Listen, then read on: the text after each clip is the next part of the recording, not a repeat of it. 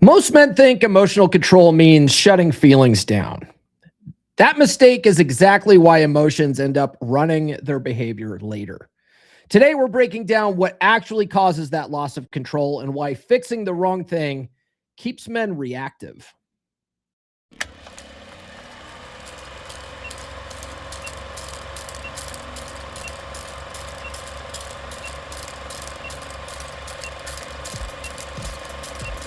We're going live, baby. We'll do it live. You're listening to the premier podcast for men who want to not only be better with women, but want to be better men in general.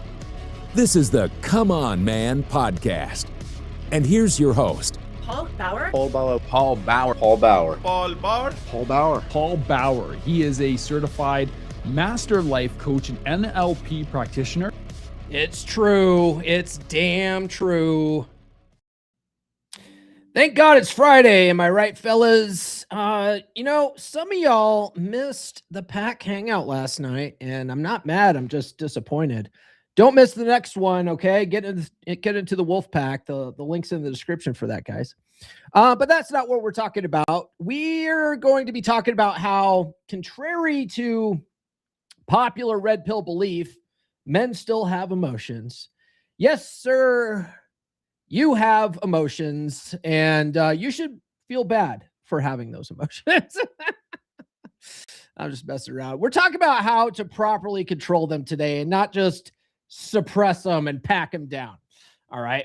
Most men blame emotions because they notice the feeling, but not the mechanism underneath it. Like what's triggering you, bro? Like, and it's such a terrible word, the idea of a trigger, right? Because you hear the word triggered and you think of blue-haired feminists.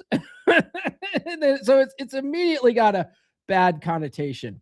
What we could say instead, if it makes you feel better and less triggered by the word, is an emotional anchor, right? That's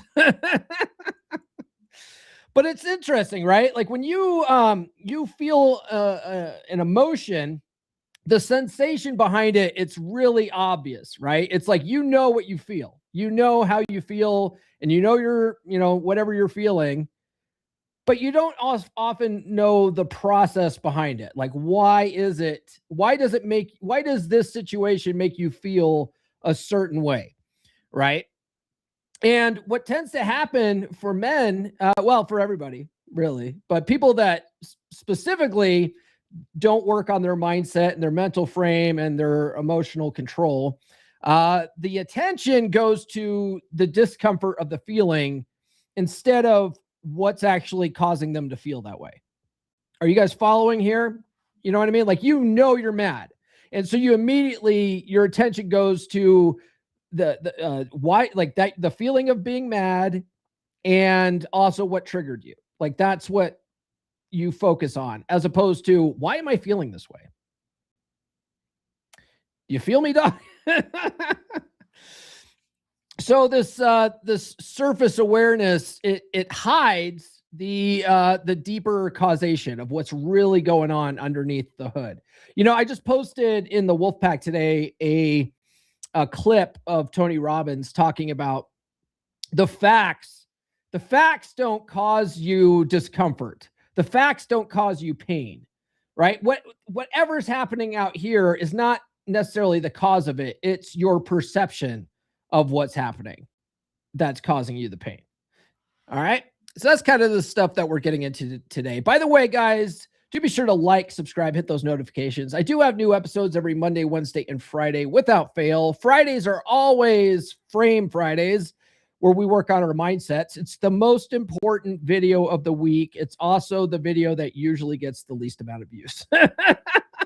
But when you work on what's up here, everything else in your life tends to fall into place. You know what I mean? But it's probably the least intriguing episode of the week, because who wants to work on mindset? We're all trying to get laid over here, Yeah, I get it.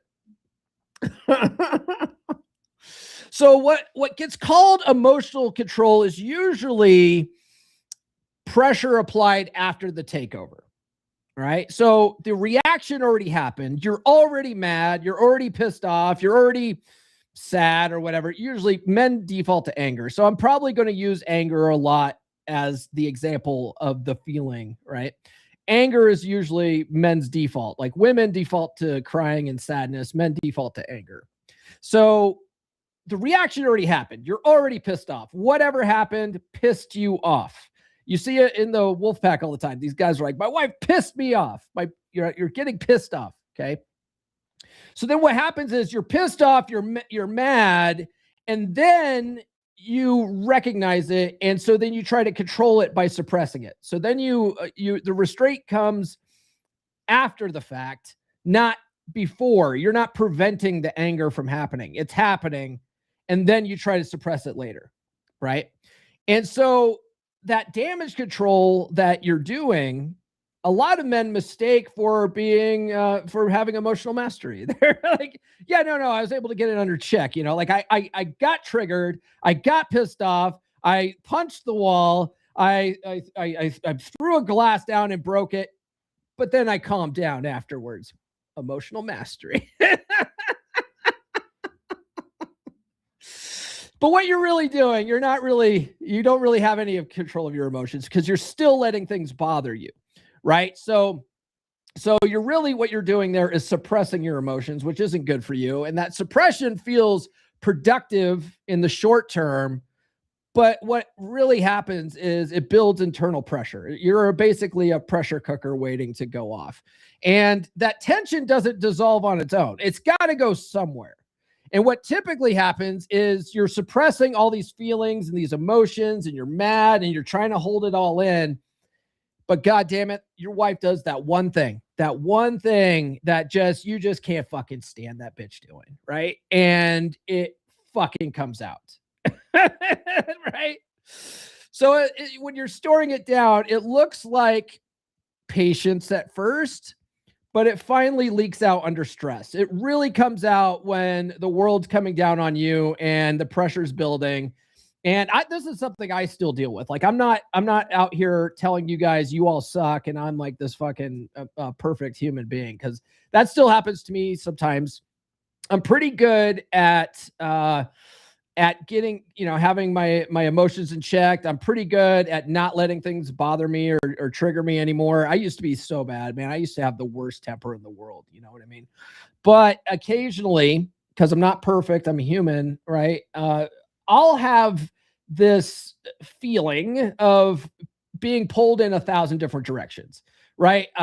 Luckily, I'm my own boss now, right? So I don't have to deal with this so much anymore. But you see all this gray hair? I'm only 25 years old. I used to work in IT, and there's a lot of pressure and demands with that, right? So what would happen with when I was working the day job before I retired last year was my company was really demanding. Maybe we had servers crashing, we had clients calling in. Everyone is on my back, and I'm the sole person that can fix this one problem. So the entire company, millions of dollars are at stake, are on my back.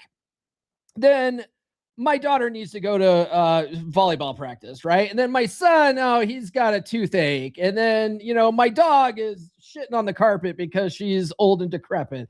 And then, like, all this shit happens at once. And that's something that's where that kind of shit comes out, right? Because you've been suppressing it this whole time. And finally, you're under so much stress and pressure that you're just like, fuck it, leave me alone. Right? And that's not good, guys. That's not exactly healthy. So let me ask you guys a question.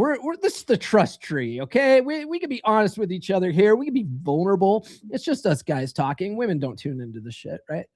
When you go quiet, right? Like, because a lot of guys, this is how they suppress their emotions. They shut down and they go quiet and they shut up. They shut the fuck up, right? And Red Pill, promotes this. Or I guess the power of shut the fuck up, right? Shut the fuck up and lift, right?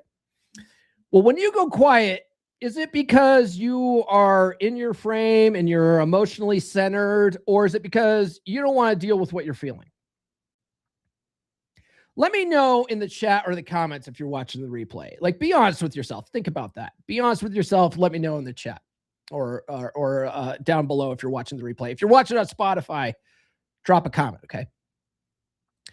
So the real loss of frame happens when emotion gets treated as facts, right? This is where you really lose frame, when your emotions are telling you what the facts are, right?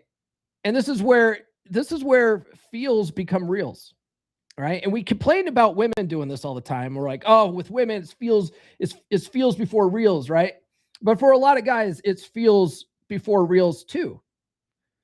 You know what I mean? So those feelings that you get, your wife pissed you off, you're mad. Now that's a fact, right? It's a fact that she pissed you off, right? What she did was somehow, bad because you're mad right now. And so that the feeling itself becomes the fact, right? And then your mood becomes meaning. And then what's really funny is you identify with it. You identify with the feeling, and it becomes a part of who you are. Okay. It actually becomes an affirmation. I talk about affirmations a lot in working on your mental frame and using statements like I am, right? Because when you make affirmations an identity statement, it's a command to your subconscious mind that says, I am this way, right? This is how I am. And you start believing it more, right? That immediately goes to your subconscious. So when you're in a state of feeling angry or whatever you're feeling, instead of saying, I'm feeling angry, you identify with it by saying, I am angry. I am angry. It becomes an identity. Okay. So I'm feeling angry. Why that's a better way of looking at things is because it creates dissociation, right? In NLP, we have this concept of association and dissociation, right? So when you are identifying with something, you are associating with the feeling. It's becoming a part of you. Whereas when you dissociate from something, you're able to look at it from a third-party perspective. It's a miraculous thing that our brains have, this power that we have to be able to look at things from different points of views as if we're a separate person observing. You know what I mean? You can almost look at it like it's your God power. Okay. So your God power, when you say, I'm feeling angry, allows you to step back and dissociate from the feeling, allowing you to observe what's going on with a little more of a clear head. Okay. This is how you truly get your feelings under control in a healthy way, and you become a master of your emotions instead of your emotions mastering you. Okay. You've got to be able to dissociate from the feeling in order to observe what's going on and what's causing it, But when you say, I am angry, it fuses you to the state and keeps you stewing in it. It really keeps you stuck in that pattern. And we already have a negativity bias as it is with our brains. We want to feel bad. Our brains love sitting in bad shit and just focusing on the bad and focusing on the negative. And then it gets you pissed off even more, right? But that's because you're associating with the feeling, and it's keeping you stuck there because now it's a part of your identity. You understand? So emotions tend to steer decisions and your actions when you don't examine those feelings. When you don't take that step back and look at it from a third-party perspective, it will lead you in the wrong direction. Okay? So feeling anger turns into, I need to clap back, right? I need to clap back, or I need to shut down and withdraw. That tends to be what happens. Feeling sad turns into, I need to bottle it up or hide it, And what's unfortunate is that, women, they don't care about your struggles. They wait at the finish line, bang the winners, right? So unfortunately, you tend to have to sort of, suppress it a little bit when you're around your girl until you find a better outlet for it. That's the nature of the beast, right? But essentially, this is how you end up letting your feelings control your actions instead of the other way around. Instead of you being in control of your actions, you're letting your emotions dictate your actions, right? By the way, guys, I wrote a book last year, and 2 years ago now, 2024. space-time continuum of the new year. Anyway, I wrote a book on this. I call it Psychology Paradigm, and it's all about rewiring your subconscious mind so that you have more of a dominant masculine presence. It really focuses on stuff like this. Have you ever felt like something's holding you back in your relationships? Like you're always on the back foot, struggling to connect with women? You're not alone. Many men are taught to be weak, to defer, to play small around women by their upbringing, by society, by the very world that shaped them. But what if you could break free from the invisible chains that have held you back? What if you could rewrite the script, reprogram the paradigm that's been running your life? This is your chance to step into the man you were always meant to be. In The Essential Skills of a Masculine Presence, Psychology Paradigm by Paul Bauer, the first book in R.P. Thor's groundbreaking series, you'll learn how to understand and transform the paradigms that have shaped your life. You'll discover how to develop a dominant masculine presence, one that commands respect, inspires trust, and brings fulfillment to your relationships. Don't wait for life to change on its own. Take control. Order your copy of The Essential Skills of a Masculine Presence, Psychology Paradigm now on Amazon. Available in hardcover, paperback, or on Kindle. This is more than a book. It's your roadmap to a life of purpose, strength, and success. Make the decision today. Reprogram your life and step into the man you were meant to be. Indeed. We got some people in the chat here. Nurse Chick's in the house. She says, "Good morning, gentlemen." She always gets this. I'm so naughty. I'm gonna come. Yep. That pussy must be ridiculous. It is, guys. Kamal says, "So you're saying I am the problem? How dare you, sir?" Well, you already know. Let's see here. AK Renegade CW. He says, "Made it to the Friday Live. Morning, gents and Nurse Chick. Good to have you here, man." Mark says, "It's because the TNT will explode and the long-term relationship might end instead of the relationship working."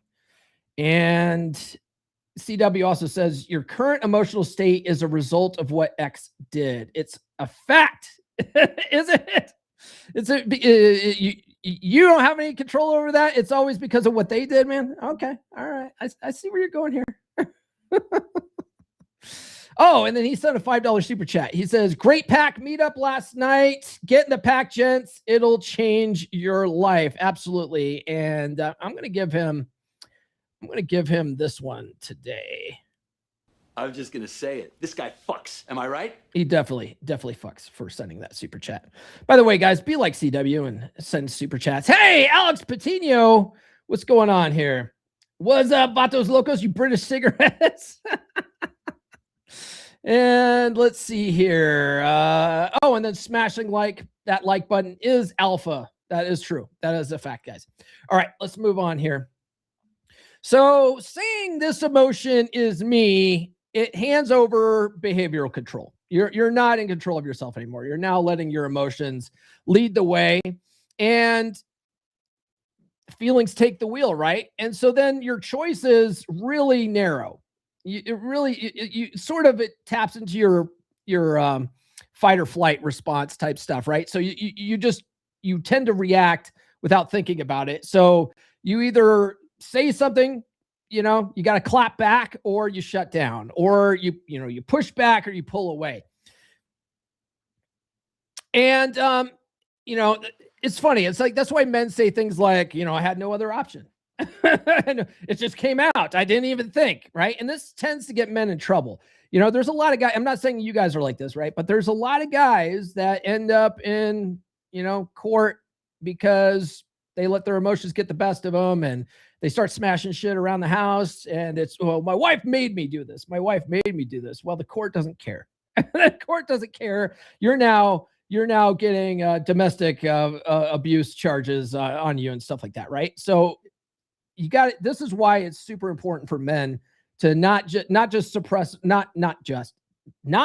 emotions until they're blowing up, but to be able to recognize what's causing these emotions and be able to stop that shit before it happens, right? Because your reactions tend to feel justified when you're being led by your emotions. Well, my wife pissed me off. I'm justified, right? I'm justified. Well, your observation, right? Having this a miraculous third-party observer effect that we have built into us, it creates space and options for you when you use them.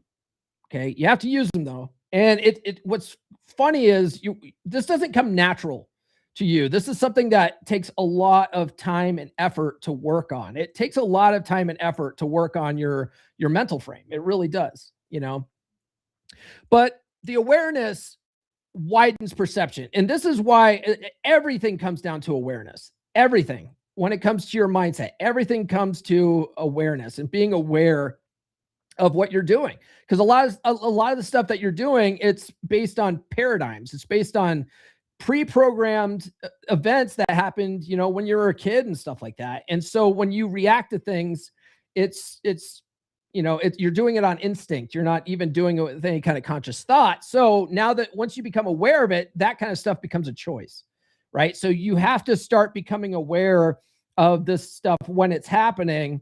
And that's the only way that you're going to eventually be able to get this in check. It's going to take a lot of work, right? But when you're aware, you can actually ask yourself, like, what's really happening here? What's really going on? Is there another way to look at this situation or reframe it? In NLP, we call that reframing, right? But reframing is really just looking at it from a different point of view. And what's really helpful is getting in the wolf pack, right? Getting in the wolf pack really helps with this sort of thing because you have a bunch of other guys that have been through what you're going through. Every guy in the wolf pack has been through what you're going through, right? Or, like maybe, I shouldn't say every guy in the pack has been through where you're going through. There's at least half the group that's been through what you're going through, okay? Right? But a lot of times, a lot of guys who are working on fixing their marriages and stuff like that, they will come to the pack and they'll say, my wife did X, Y, and Z, and this pissed me off, and they'll swap notes with the other guys who have been through it, or have studied this stuff or whatever. And the guys are really good about jumping in going, well, did you look at it from this point of view? Have you thought about this?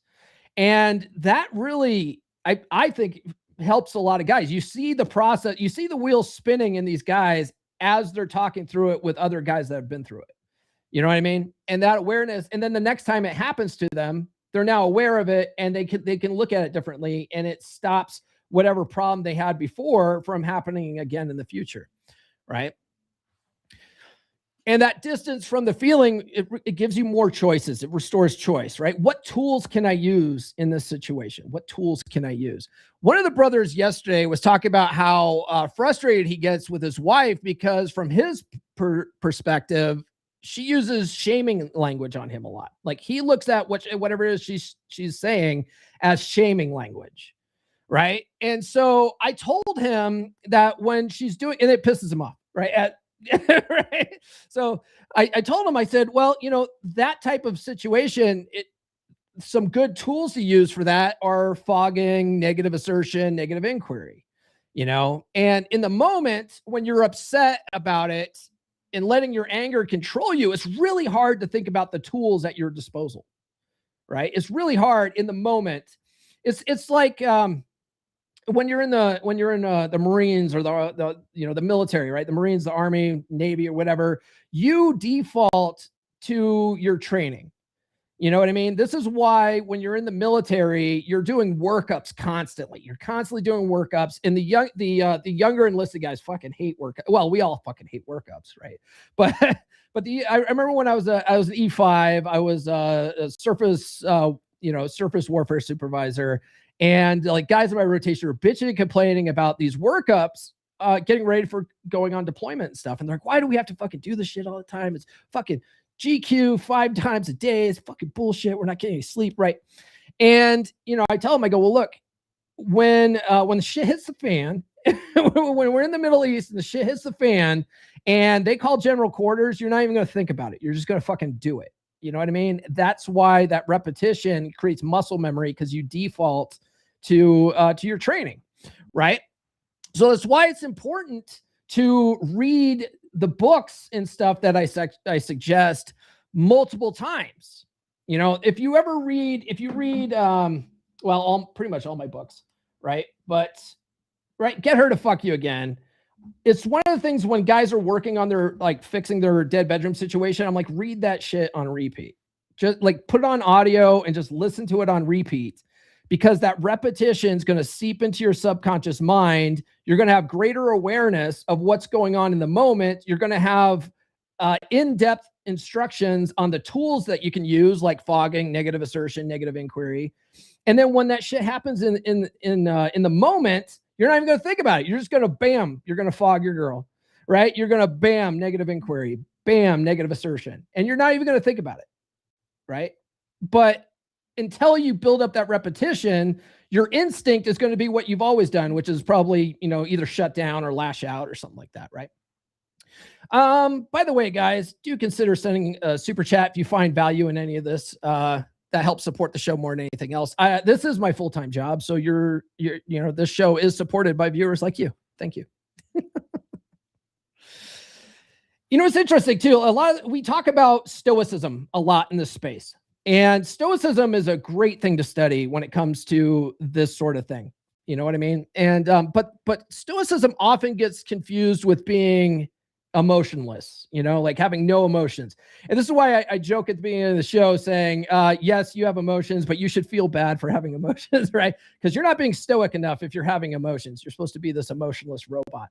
But that's not really what Stoicism is when you look at it, right? When you actually read, Meditations by Marcus Aurelius, or if you ever read anything from Epictetus, you know what I mean? Like Stoicism isn't necessarily about suppressing emotions. It's about understanding why you have them, and controlling the controllable and all that kind of stuff. It's about not worrying about stuff that's outside your control. It's just a good, healthy way to manage your mind. It allows you to control your feelings and how you perceive things, and not let everything else dictate how you live your life. You understand?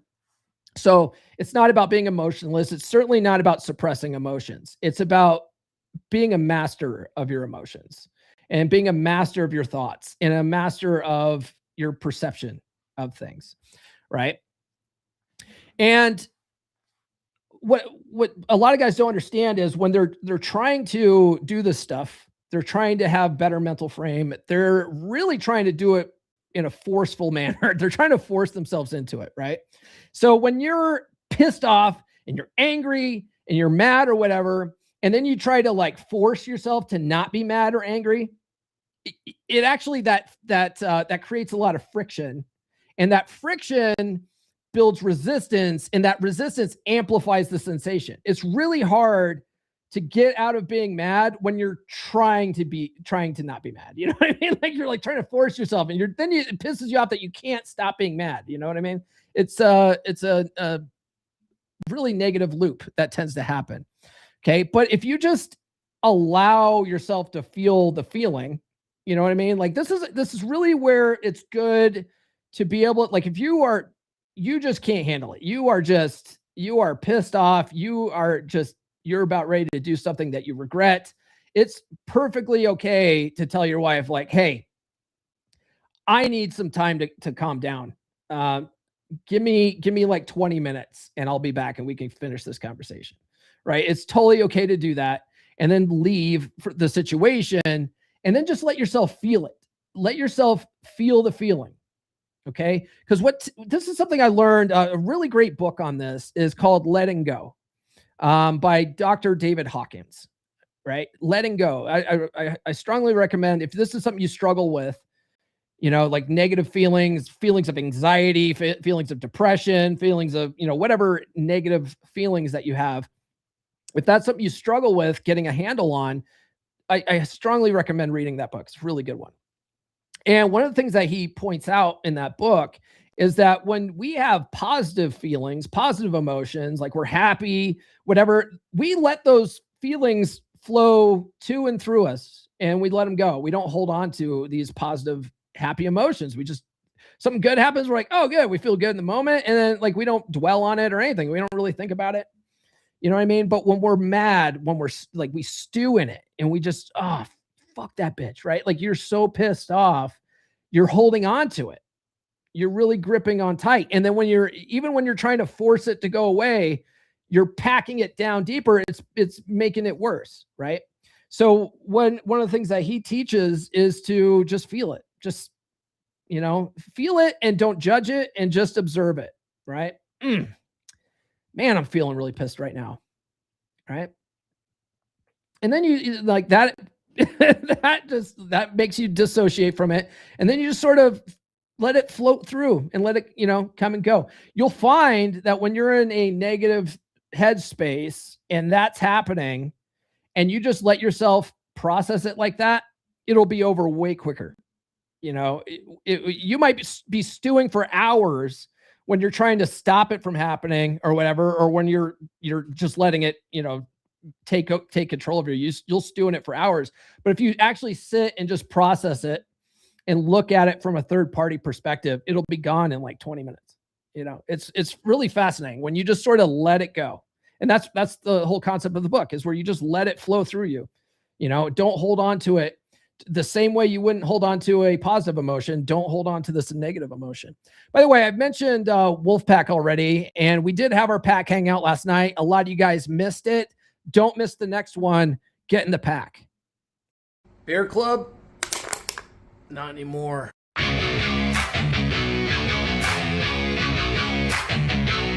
Wolfpack, you fix what's broken. You lead like a man again. No pity, no therapy. Just fire, just frame. Cold bed, broken home, midlife drift, feeling alone. You don't need hacks, blogs, lies. You need men with fire in their eyes. We rebuild from the ground up. No excuses, no soft stuff. Telegram lit 24/7. Brothers locked in steel, not heaven. Step inside the pack. We don't fall, we attack. Truth, fire, presence, we bring it back.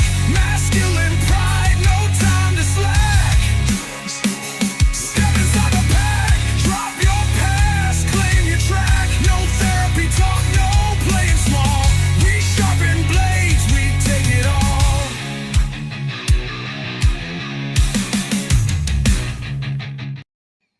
Studies show that when you join the Wolfpack, you get more bitches. Studies show that. Okay. By the way, CW says, the old me angrily clapped back every time someone said something offensive. Current me just gives them a look and either responds calmly or don't respond at all, since no response is a response. That makes a lot of sense. Can of Rockstar says, good morning, fellas. The thing you talked about in the sponsored episode is an example of the stay plan is the go plan. Exactly. Yeah. Stay plan is always the same as the go plan.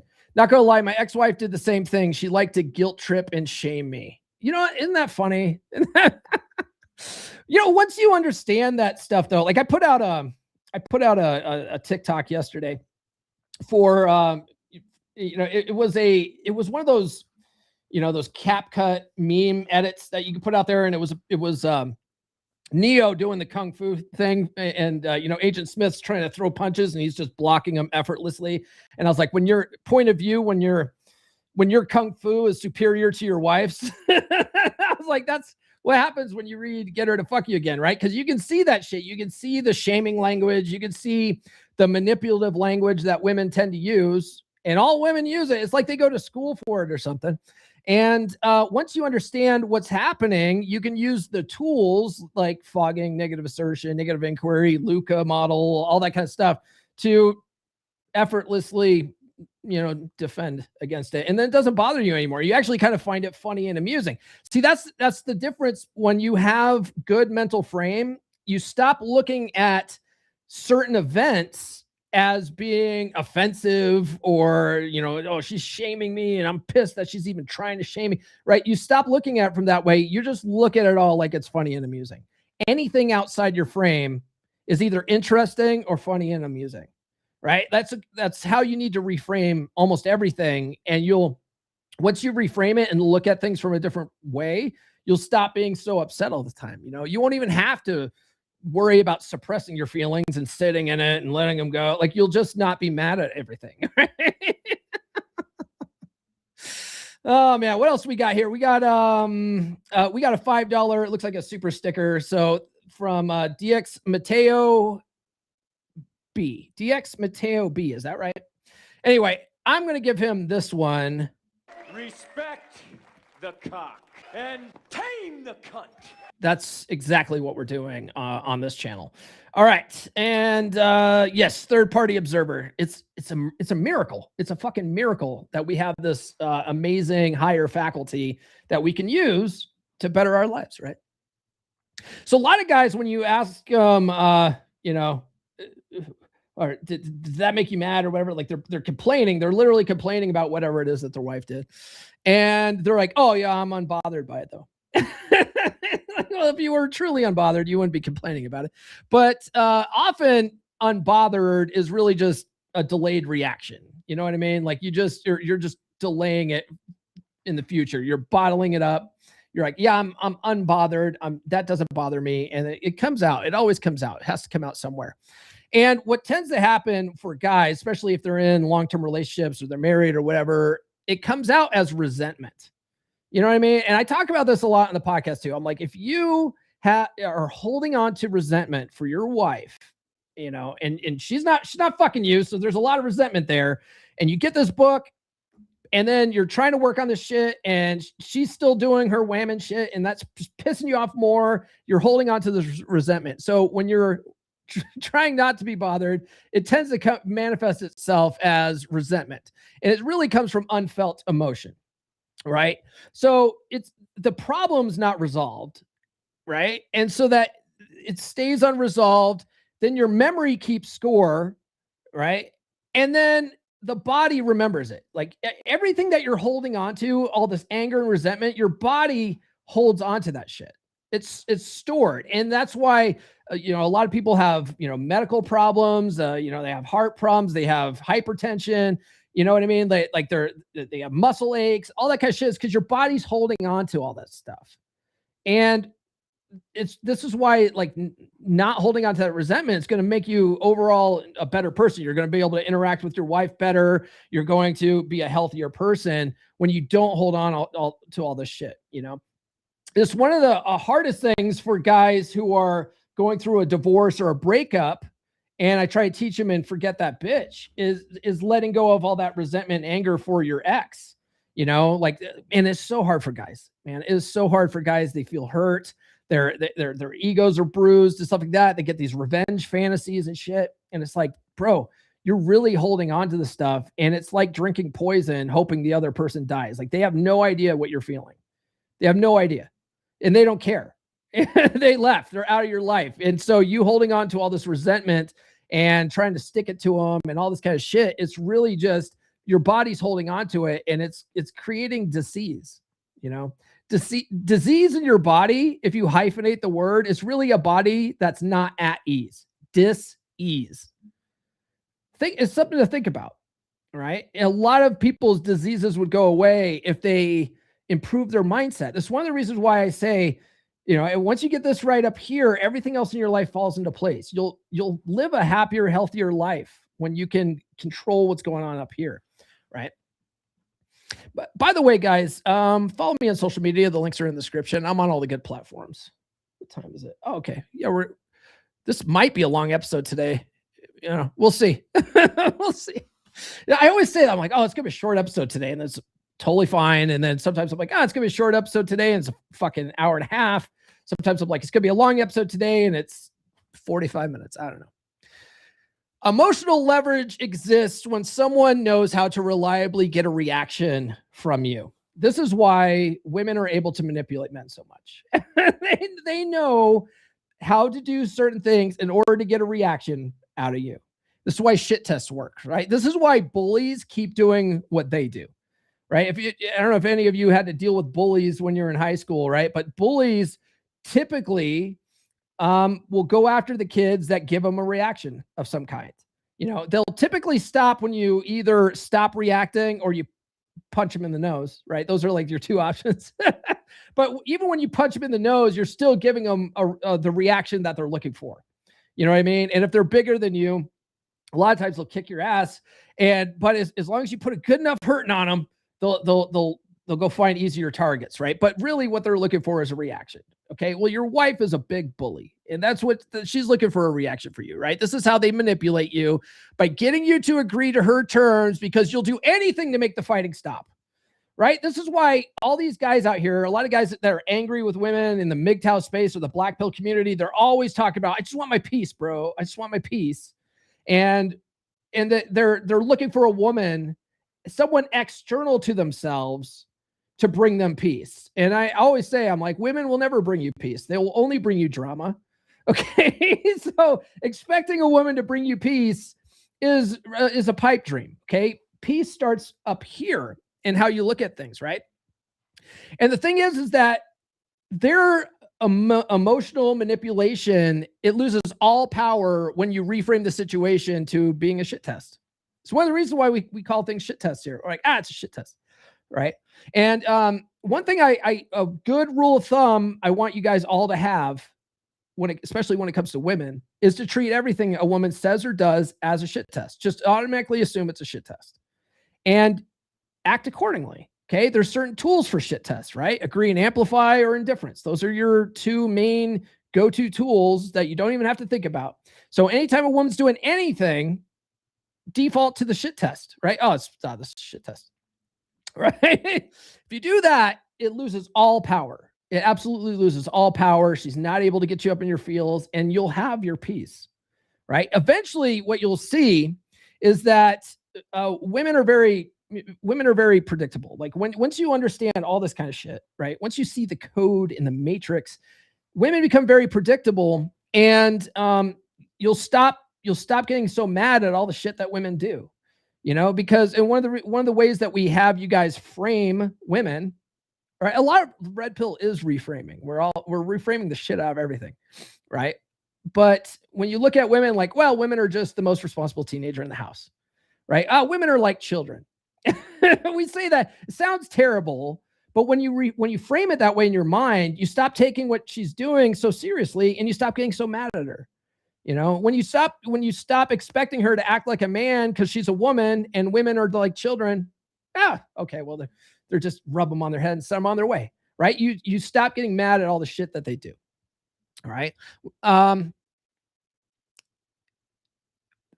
If women are a lot like bullies, right? If they can't get the reaction that they were after, they back off, right? And the thing about women is, the fascinating thing about women is they don't want to win. They don't want to win. You're in this competition. You think you're in this competition, right? With your wife, and you're always like, oh, I gotta beat her. I gotta do all this stuff. And she's trying to do this. I gotta, do this to fucking beat her at this game or whatever. But what you got to realize is that you're playing a game that she doesn't want to win anyway. So it's really not that hard. Like once you start using the tools, then she relaxes into her feminine, because now you're acting like a guy who gets it. You know what I mean? It's fascinating how it works. A dominant masculine presence is staying steady while you still feel things. It's one of the things that, if you guys ever read the late great R.P. Thor's book, A Dominant Masculine Presence, if you haven't read that yet, I highly recommend it. He wrote that book a couple of years ago, right before my first book came out. And it's a phenomenal book. And my book, Psychology Paradigm, is a part of the series that he created after that. He masterminded the series after that because he wanted to do that himself. He wanted to create a whole essential skills series based off his first book, but he ended up getting brain cancer and he couldn't do it. So he asked a bunch of us in the space to write some books. So a few did get written before he passed away.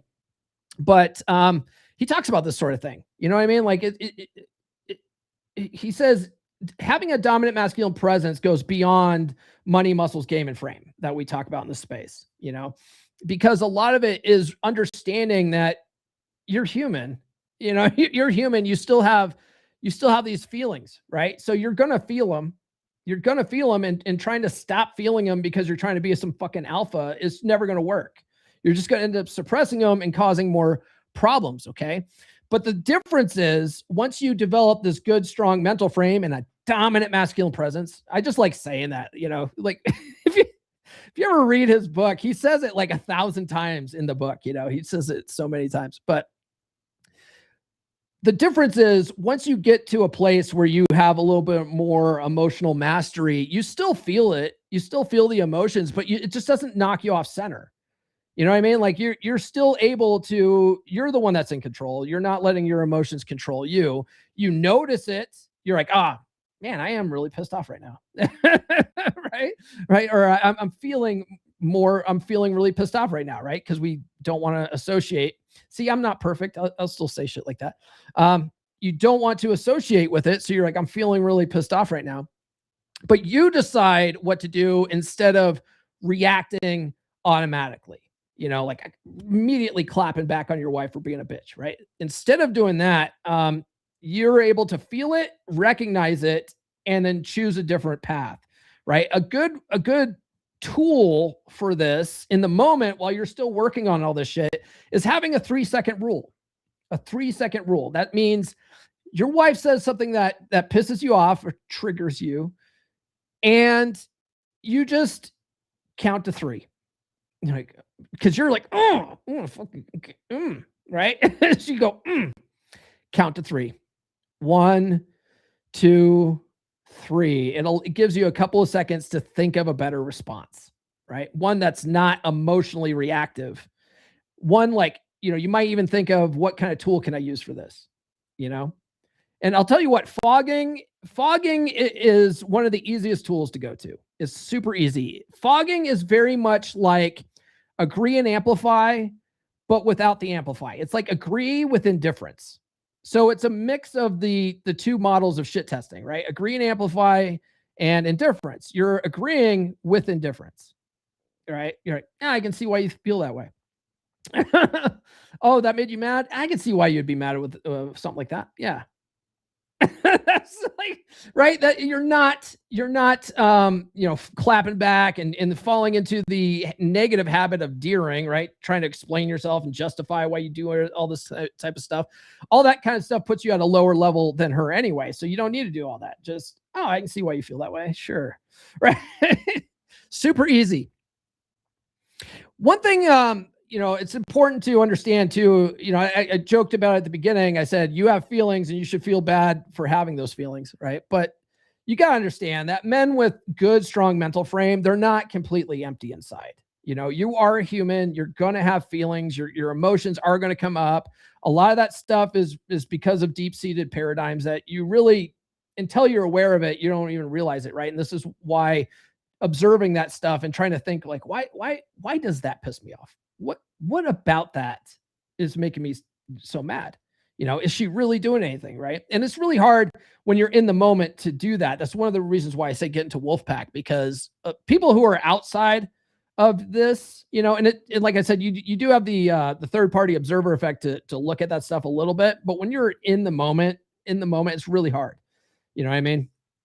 So it's good when you have other guys that are like, oh, maybe look at it from this point of view. You know what I mean? Having that kind of awareness, being aware of the stuff, realizing like, okay, yeah, I have emotions too. I'm not, being in your masculine doesn't mean being completely emotionless. It doesn't weaken your frame to have that kind of awareness, right? What it does is it prevents, any kind of hijacking. It allows, it slows the reaction time, giving you more time to respond to things instead of react from emotion. And it really keeps you in your center, if you ever read the book, How to Be a 3% Man, Corey Wayne refers to all the stuff as staying centered, being centered. What does that mean? It means being emotionally centered, right? And that is just his way of saying having good frame, right? Most reactions are the story in your head, not the event. Okay, this is something that is really important. I mentioned it at the beginning where I said I dropped in Wolfpack this morning a clip of Tony Robbins saying that the facts aren't the cause of your pain. It's your perception of the facts that cause your pain. You got to understand that events any kind of event out there is a neutral event. Okay. And it's the stories you tell about events that make you feel a certain way. Okay. Now, for instance, a good way to look at this is a car wreck on the highway. Okay. Two cars collide on the highway. And you can look at it from all sorts of different perspectives, right? The person who got hit by the driver who's at fault, they're probably looking at them, feeling like they're the victim of this person's incompetence, right? But they don't know what that person went through. Maybe something happened in their car that they had no control over, and they hit this other car, and now they feel really bad for it. You know what I mean? Like they didn't intentionally do that. And then the people driving by are just looking over going, man, that sucks to be them. Right. But to them, like it's a non-event because it didn't happen to them, but it's all the same event. It's all the same event, but it's the stories that we tell about that event that gives it meaning. Right. And then that meaning that we associate with it is what creates our emotion or feeling about the event. You get it? But the event by itself is neutral. So if you change how you look at an event, it completely changes how you feel about the event and subsequently how you'll end up responding about the event. Right? Wayne Dyer said it really well. He's like, when you change the way you look at things, the things you look at change. Okay? It's exactly what we're talking about here. When you're mad about a certain situation, it's because you're looking at it from a certain way. So if you're holding on to a bunch of negative emotions that aren't serving you because of how you're looking at it, you need to look at it from a different point of view. Okay. And if you have a hard time doing that, that's what the boys are for. Conflicts escalate when emotion does your talking for you. So this is a big problem for guys that have zero frame, right? And we joke about it on X a lot. A lot of the other red pill guys in the space that I chat with a lot, they'll say it all the time. They're like, men with no frame in the shit they say, right? Men with no frame in the shit that they say. And you can really recognize this when guys are making, they're making a lot of like bitching and complaining type posts on social media. They're complaining about whatever is going on. It's because they're letting their feelings do the talking for them, right? So the sensation of being pissed off or anger jumps straight to your mouth. You have no filter, no pause, and you just blurt out shit that whatever you're feeling in the moment, right? That's when you let your emotions do your talking for you. 3-second rule prevents that. Okay. If you adhere to first of all, awareness, and then having a 3-second rule will prevent you saying stuff that you might regret later. You know what I mean? Like, have you ever said something that you immediately regret after saying it? Oh man, I'll tell you what, I've told this story on the podcast before, but I know the exact moment that red pill chick checked out of the relationship, the exact moment. It was, we were supposed to be going to her grandmother's funeral. Her grandmother passed away, and we were going to go down to Durango, and the funeral was down in Durango on a Saturday, and she wanted to leave halfway through the day on the Friday to get down there and meet with family and all that kind of stuff, and then go to the burial the next day and stuff. And so she took a half day off work, and she asked me, can you take a half day off work so that we can leave at noon? So we can be ready to go and leave at noon. And I was like, sure. But of course I didn't, because I worked remotely, and I was like, I can cut out. I don't need to use up my PTO. And so I didn't take that time off. And then I got sucked into shit at work. Right. And so when she got home at noon, she was expecting to have everything. She had everything packed already. She was expecting to just grab bags and leave. And I was face down at work. And she's like, we're supposed to be leaving by now. And I was like, I can't. I just have to finish this up. Right. And she starts nagging the shit at me, as women do. And I had zero frame, zero emotional control. And I immediately just blasted her. Right. And I said, look, your dead grandma doesn't pay my bills. This pays my fucking bills. Okay. Do you see where I went wrong with that? Because I had no control over that filter, and I let my emotions do my talking for me. I immediately regretted that. Right. And then for the next 2 years, she was lining up male orbiters and planning her exit. You know what I mean? Like that was the day. That was the day, man. So if you don't want that kind of shit to happen, you need to work on this type of stuff. It's paramount. It's paramount. Okay. And we're beating a dead dog here, but frame isn't built by suppressing emotions. Okay. It comes from changing how you look at things. So reframing comes from repetition and practice. So, listening to books like this on repeat, listening to books like Psychology Paradigm on repeat, or, if you prefer reading it, just reading it, a chapter a day or something like that on repeat, 10 to 15 times minimum is because we only retain 10% of what we read or listen to. So that's why you got to get that repetition. So it really seeps into here. Okay. And then it comes from your tools, and you learn your tools by reading long form shit like this. You don't get tools from TikToks or from fucking blog posts or whatever. Okay. You study it, and that gives you your tools. And then when you repeat that stuff, it becomes habit. And then you can use your tools without having to think about it, instead of blasting people with shit that you don't mean to say. Right. And so that sort of leads us to the premise of the whole podcast, which is emotions were never the enemy. Okay. Your feelings by themselves aren't a problem. Okay. But getting stuck in them, especially if they're negative, you never get stuck in a positive emotion, right? But getting stuck in your negative emotions is the problem. Okay. So stepping back, observing them and why you're feeling them, it eventually does give you emotional mastery. You get me? All right, cool. That's all we got here. What else do we got here in the chat? Oh shit, Dar Fitness gave me a $5 super chat. I'm going to give him this one here. Let's see here. Shame this horse. We got to shame these horse. That's always been one of my favorite sound drops. Harnessed and controlled aggression is superpower if aimed properly. And he goes, I need a this guy says, P Fritz says, I need a 15-second rule. Fair. He goes, when you say something that you instantly regret, where I'm from, it's called foot and mouth disease. Yeah, that's true. All right, guys, that's all I got for this episode. Thank you for tuning in on a Frame Friday. I appreciate it. Tune into the podcast on Monday. We're going to talk about why you shouldn't ask your wife things like, what's wrong? Hey, honey, what's wrong? Because it's inherently validation-seeking behavior. It'll probably go against everything you've ever been told about women, okay? And that's the point. So that should be a good one. But until then, do be sure to like, subscribe, hit those notifications. I do have new episodes every Monday, Wednesday, and Friday. I hope you guys have a good weekend.